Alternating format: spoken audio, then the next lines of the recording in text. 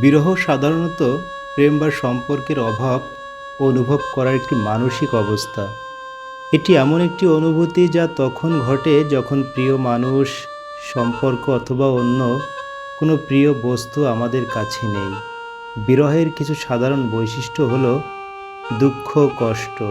বিরহের কারণে অনেক সময় মানুষ বিষণ্ণতা, দুঃখ এবং কষ্ট অনুভব করে।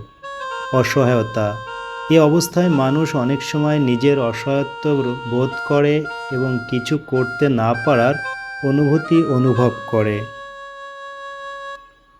মনে পড়া, প্রিয় মানুষের সাথে কাটানো সময়, স্মৃতি এবং অভিজ্ঞতা মনে পড়তে থাকে।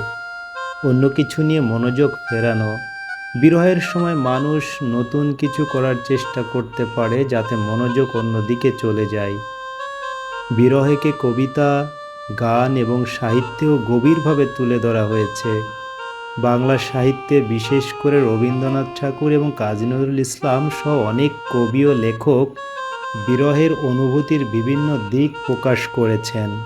এই ভিডিওটি যারা দেখলেন, যারা এই ভয়েসটি শুনলেন, কেমন লাগলো দয়া করে কমেন্ট বক্সে জানিয়ে যাবেন। ধন্যবাদ।